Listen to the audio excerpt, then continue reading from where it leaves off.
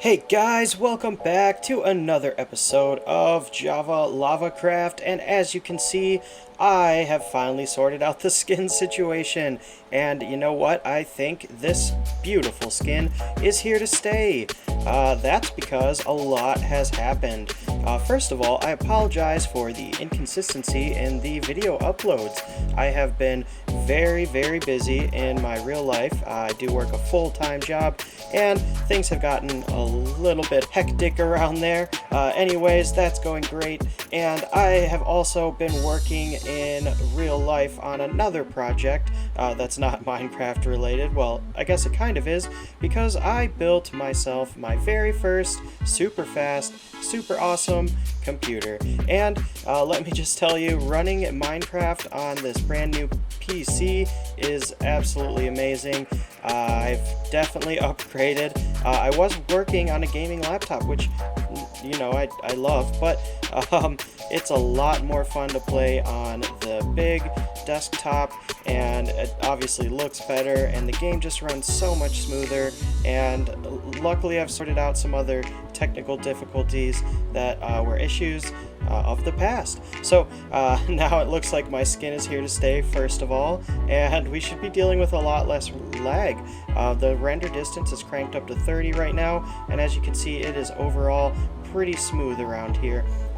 So I'm pretty excited to be able to show off my world to you guys in a little bit more clearer detail, and I think we're gonna have just a little bit more fun. But with that being said, I have been super inspired, and I have done a lot, a huge amount of work off of camera. As you know, we talked about our base area, or the location we want to use for our mega base, and I am standing at the top of the mountain currently. We got rid of the scaffolding that was right behind us, and we are perched upon a acacia tree that has grown all the way up here at, let's see, level 195. Yep, but anyways, I don't know if you remember what the area behind me used to look like, but it has changed quite a bit. If you don't remember, then I'm going to do a quick little mini time lapse of the changes in this area for you guys, so enjoy.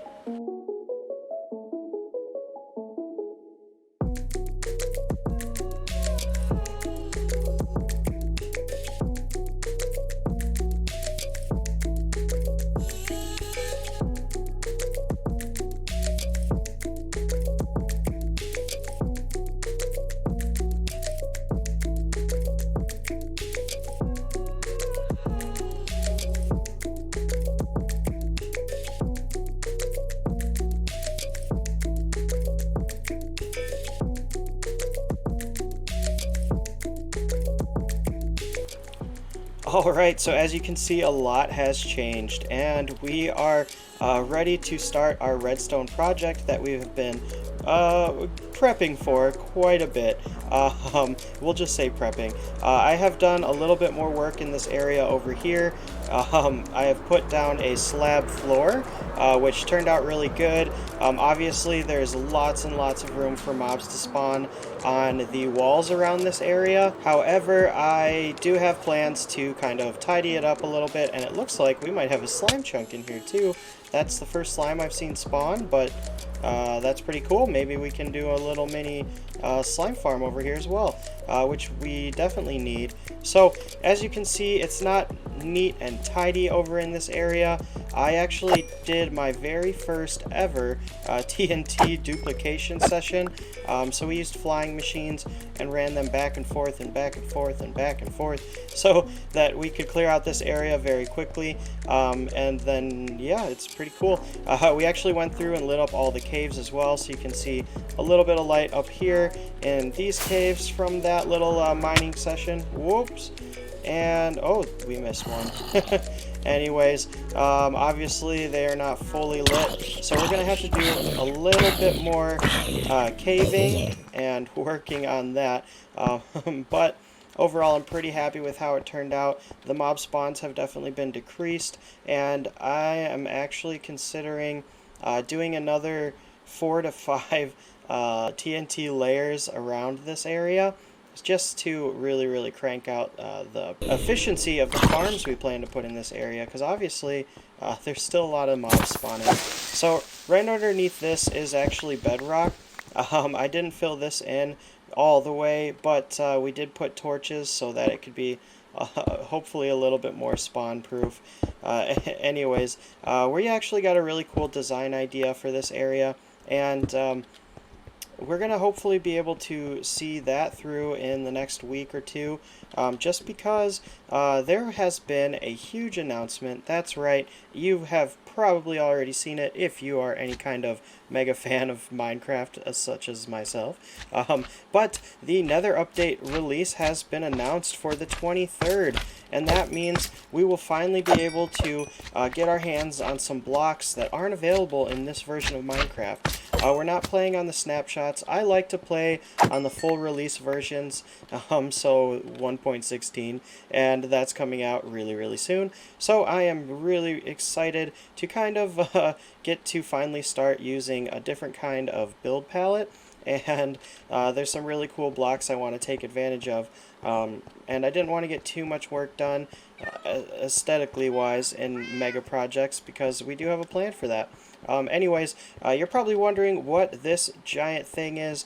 If you watched the last couple episodes, you know that we are planning on utilizing this area for our redstone part of our base.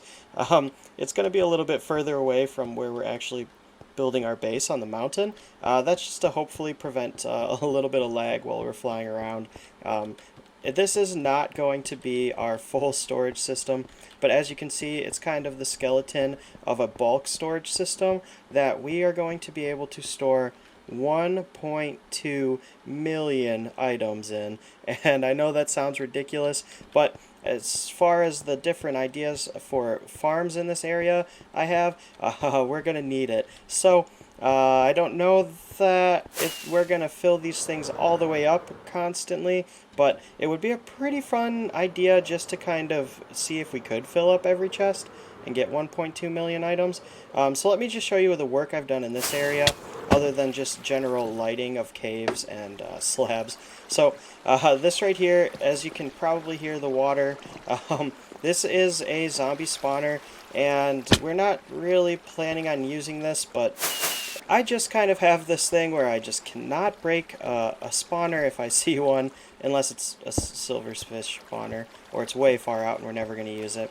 Anyways, while we stand here, the zombies can kind of fall down into this area, and we can chop away at them. Uh-oh.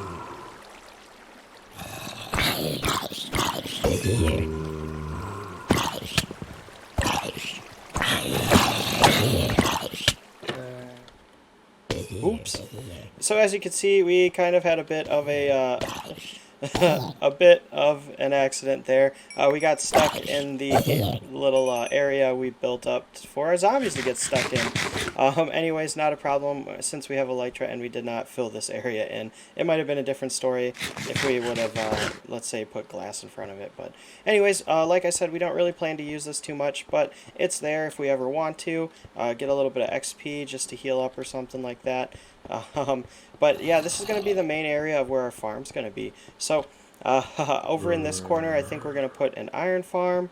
Over in this corner back here, I think we're going to do a gunpowder farm.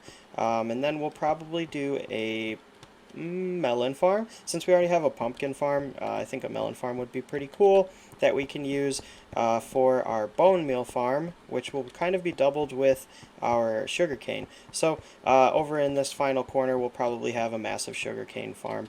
And then I also have some ideas for in between each farm with little mini farms, and it's going to be super laggy, but at least I'm not playing on a laptop anymore, and hopefully the spawn rates will be improved a little bit. Obviously, I don't know what they're going to be like quite yet.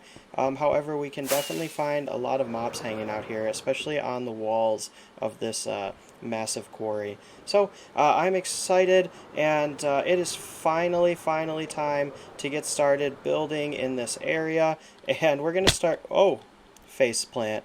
I think we are going to start with our gunpowder farm, and that is going to require a little bit of creeper manipulation. And one thing creepers really hate are these cats. I'm not trying to get too close to them because it gets really loud. Here, I'll show you. Meow, meow, meow. Alright, anyways, we have bred up a lot of cats, and we actually had a pretty exciting time doing that, so I'm going to show you a little bit of that. Alright guys, check it out. We have found a pink sheep, naturally spawned, beautiful. We were on the lookout for some cats that we will be using for our creeper farm, and look at this guy. I am so happy.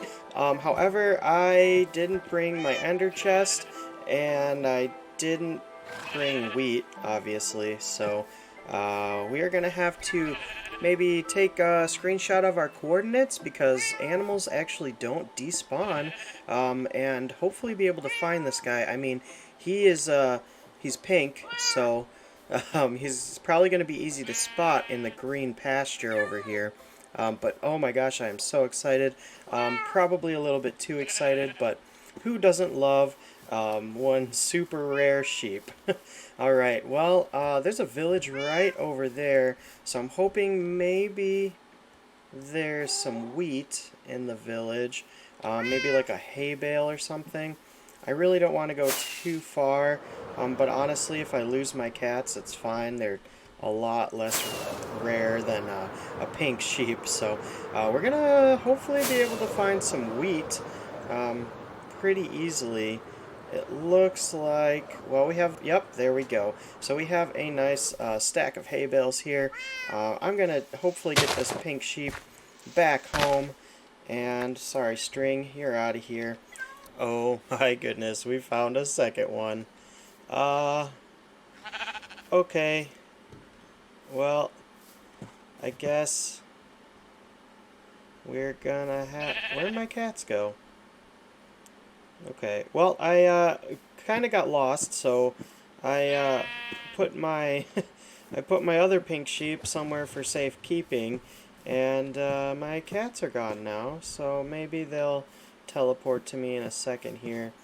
We're gonna try and get both of these pink sheep back home. Maybe they're not as rare as I thought they were, or maybe this is just like a super strange rare coincidence to find two in one day. I don't know. Anyways, I'm gonna hold on to them anyways, and you guys can let me know down in the comment section if you know if they're less rare now, because I know they used to be pretty rare. I know you could just dye the sheep pink, but we found this guy hanging out in a swamp. So, we're going to try and take him home, and, yeah, so I guess we'll get started on that, and, hopefully go back and find our cats. Don't really know where we left them. Well, that took forever, but we have captured our two pink sheep that we found, one butcher villager, I guess, and we found our cats, so successful. It just took like 45 minutes. Pro tip: don't lead sheep through a swamp unless you absolutely have to. Another pro tip, bring a lead with you if you plan on bringing home some fluffy friends. We didn't have our ender chest on us, so we are going to head back to our base, which is over in that direction behind me with the mountains, and grab a lead, but not right now because we've done enough mob moving for today. Luckily, it should be a lot easier to get our cats back to that area without losing them, because they have a little bit more of an intelligent AI, I guess. The pink sheep, however, do not. They're very slow. Well, all sheep are. Alright, well, that is enough side quest action for today. It is time to head back to our homestead. I guess it is finally time to start building, and I'm excited. I have been putting it off long enough, and I guess I'm going to go ahead and start with the creeper farm, and we will see how that goes, and I'll be right back. Alright guys, and we have finished up the creeper farm. well, we've finished up the main part of it. We've just put a temporary collection system in place, just to kind of keep all of our gunpowder organized while we build up the rest of the farms in this area. So, as you can see, we got a little bit of gunpowder. I think our rates have been affected because we have been kind of down here on this area for a while since finishing the build, and that's not really the optimal spot to stand or AFK or anything like that. So we will be building a better spot for all of that in the future. But yeah, I guess we will move on to the iron farm now, and we'll see how many drops we get while we're doing that. So right now we're at 2 stacks and 11 gunpowder. And, well, you know what, let's just clear it out, and while we work on that iron farm, we will go ahead and see exactly how many we got. Alright, so we are back with a little bit of an update. As you can hear, the mine carts up there are still rolling away. Obviously, this is not our complete collection system by any means for the gunpowder farm that we have here. However, I'm pretty happy with it so far, but the rates are definitely being affected by all of these blocky areas where we go AFK and different mobs have room to spawn on, and they are spawning on every little available spot. I've gone ahead and cleared them out, but check this out. A little bit more than half a chest full of gunpowder, which you might think is really good. However, we have ended up AFKing here a lot longer than intended between clips, as it took me a lot longer to build up the iron farm that I'm going to show you guys in just a second than I intended. Also, we have definitely stolen some gunpowder out of this chest to make rockets, because we did get stuck down here and had to climb our way out to go get some sugarcane for paper. But as you can hear, there's a creeper dying up there right now. You can kind of see him. Yep, so it is working even when we're standing directly beneath it. So that's really cool, and that's a good sign. But we have actually gone ahead and finished up the iron farm. So over here you can actually see an iron golem dying right now. Super cool iron farm design. I'll put a link in the description down below. We have gone with just hoppers. Yeah, we didn't completely have enough iron for our collection system as it was, so we just went with, you know, water streams at first, and then obviously collected some iron from our iron golem farm. Now, this farm is only working about maybe 60% efficiently. Actually, currently it's only working at 50% efficiency, but overall it's been about 60% efficiency. As you can see, there is an iron golem that has spawned all the way up there. It looks like he has actually taken some damage. Yep, he's definitely fought a few mobs up there. I don't think he spawned any higher, because if he fell from anything up there and landed on that, he would be dead. So, or he just wouldn't be able to land on that. So I'm assuming some mobs spawned right here, and it looks like a few of them spawned, or maybe like a well-equipped zombie or skeleton spawned, and obviously the Iron Golem won, but he has a few cracks in him. Yep, so unfortunately, since he has spawned up there, we're going to have to go and take care of him with some lava so that he doesn't kill us, and these two modules should start working again. We have definitely had all 4 modules working, and it has been very successful. And we have actually done a pretty good AFK session, and we're about to check out how much iron we actually got. So I would say we went AFK for, I don't know, 8 or 9 hours. My computer actually did shut down, so that means it was AFK for at least 5 hours. But either way, I'm not 100% sure how long. At some point, I'll give you some exact statistics. The farm is somewhere around 1,000 per hour, and wow, okay, so that's one, full chest. Obviously, we got plenty of poppies as well.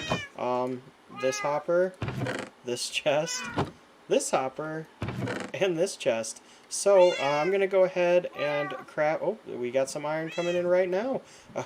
So even with 2 modules shut down, and I don't know how long they have been shut down for, and one just died here, so it's not completely, it's probably just this one that's not working at all.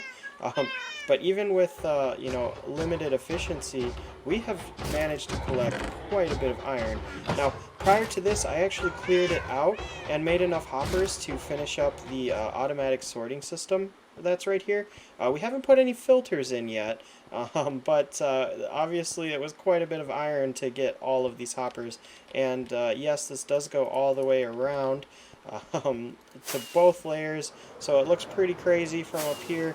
And I'm starting to rethink the initial collection idea I had with spewing items into this central top part. I don't know if we're still going to need that, but we're going to leave these hoppers here. Obviously I had to harvest some of the mine carts and stuff like that to end up making all of these hoppers, which, you know, in retrospect, maybe I should have just been patient, because we have plenty of iron now. Yep, plenty of iron. As you can see, we've crafted all into iron blocks, and we have collected ourselves 9, 10, 11, 12, 13, just shy of 14 full stacks of iron blocks, which is a ridiculous amount of iron blocks. That is enough for a lot of beacons and pretty much all the iron we will ever need. I mean, this isn't all the iron we'll ever need. We're going to go through this faster than you think we're going to. But it's definitely going to supply us with plenty of iron. And we're actually going to do a little bit of shaving of these walls. We're going to make them completely flat so that mobs can't spawn on them at all. I think we're going to bring it out somewhere between 5 and 10 around the entire thing. A, so that iron golems can't spawn on these platforms up here, and B, so that mobs can't spawn, so that when we're AFKing, this creeper farm is much more efficient. However, we might end up making multiple modules of this farm. I don't know at what point it becomes overkill. I mean, this is probably already overkill, but obviously this project is all about overkill. And so far, it is fairly lag-friendly, which is nice. The only thing that I'm worried about in this area, as far as lag, is probably, well, we plan on maybe putting a bee farm in the middle somewhere here, and those bees all coming out at the same time might be an issue. However, we're not going to need a massive bee farm because we're not going to be using that much honey at first. But yeah, we have so many iron blocks now. I'm feeling like we might just want to add iron blocks to our build palette. But yeah. Anyways, we're going to end up shaving all of these walls down to get rid of the mob drops, make this thing more efficient. And now it is time to work on the third massive farm. So we got our gunpowder farm, we have our iron golem farm, and I guess next up is the sugarcane farm, so that we can utilize this guy right here and our sugarcane farm for rockets.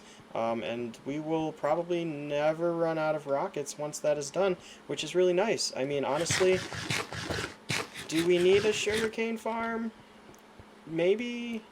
It would be nice to never run out of it, but I'm going to build one either way. Yeah, we're going to do it. And then I'm thinking the melon farm's going to go over here, and then maybe somewhere in the middle we'll have a bone meal farm, so all of the sugarcane and melons and pumpkins can filter into that system, and maybe we could put a switch on it so that we can switch between melons, pumpkins, sugarcane, and bone meal, so that we can make things like flower farms and crop farms and things like that. It's always a good idea to have plenty of bone meal. Yep, so I guess I'm gonna try and figure that out. And that is actually all we have time for today, so I really hope you guys enjoyed this episode. If you did, make sure you hit that like button, just like that. And I appreciate it, guys. Make sure you hit that subscribe button if you're excited to see even more content in the JavaLavaCraft world, because hopefully it will be coming out a little bit more consistently from now on. But I appreciate it, guys. We're going to go ahead and build that sugarcane farm off camera, and we're actually going to have to start getting ready for this Nether update, because it's coming out. In fact, by the time this video is posted, it will probably already be out. and I might be a little bit behind. Anyways, I appreciate it again, and I'm gonna go hang out with my villagers while they spawn in some poor iron golems. And we harvest their iron ingots. Anyways, thanks again, guys. Have a great day, and I will see you in the next episode. Bye.